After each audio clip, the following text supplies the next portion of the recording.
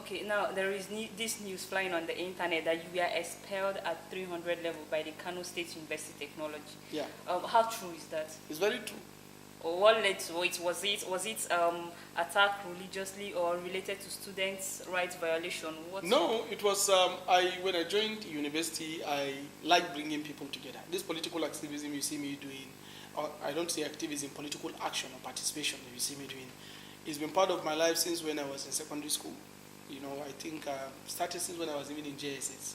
I became the secretary for one Lugere Youth Association where I was in my ward.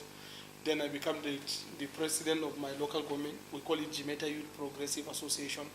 Then when I come into university, we form another association called National Youth Coalition for Sustainable Democracy.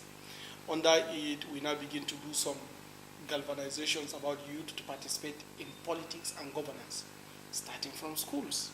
So I created that that nice cause then we call it National Youth Coalition for Sustainable Democracy.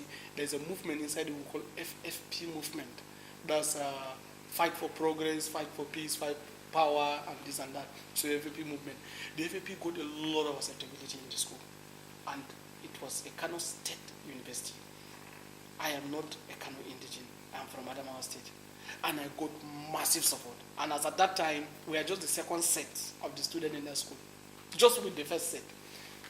And the entire students said that they want me to be the SUG president. I get a lot of popularity.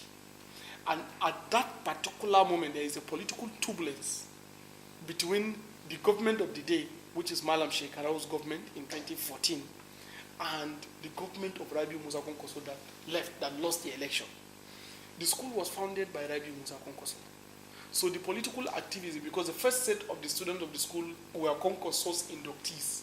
The second set, which are us, also came at the point when Konkoso was still the governor. So we were deemed to be Konkoso boys. So an opportunity was being looked into to eliminate the school of some rascals, non-indigens, that are trying to spoil the student in the school. But I was very excellently peaceful, right? In fact, wherever there's any ranko, I go to solve it. But I'm the most popular. People like me for what I am, for what I stood for, so people like me. I became so popular, much more than any other person in the school, including the VC.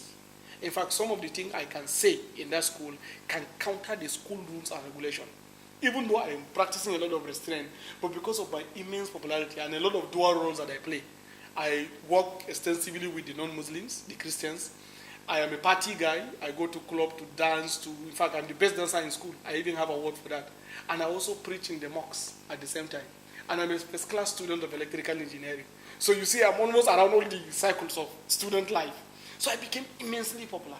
So the school was looking for an opportunity to get rid of me. And sometimes I think a riot broke out in school. I wasn't even in school. In fact, that day I was sick. We went on our practicals in Bayero University, Kano, because we don't have lab. It's a new university. So we went to do practicals in Bayero University, Kano. Riot broke out due to lack of electricity supply in the school. And immediately after that, they now decided to enlist the name. And they say, in fact, the leader of that people is Adamu Garba, put his name too. So when I came back, I think the following day in school, they just came to my door, the school security, and invited me to go to I think Student Affairs Division to go and see the Dean of Student Affairs. So when they took me there, he sat down and the Dean of Student Affairs just carried 3,500. He said, how much is your transport money to Adamu State? I said, it's 3,500. Then he gave me 3,500 and asked, I think the school, one person from the school to drive me to the motor park.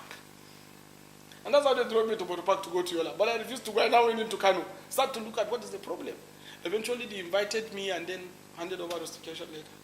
So I just took it in good faith and I changed direction. Actually, I'm not interested in what I was studying because it wasn't practical. It's impractical. When we go to those practicals, I don't see any application to it. I went to electrical engineering to learn something hands-on, right? But when I go to classes, I don't see, go to practicals. I was thinking I would just see myself connecting meters and all these transformers, but I don't see one big machine. I said, this is not, I can't go and do job with this. Immediately I was obscured. I took it as an opportunity to go into IT. And now go and build myself in the technology field. And this is what I am today because of building myself in the technology field as much as possible. Though I go back, study some places. I was in Grace Polytechnics to do my HND then. moved to different courses online, Harvard University, MIT, this. But that's the story. So I was actually rusticated.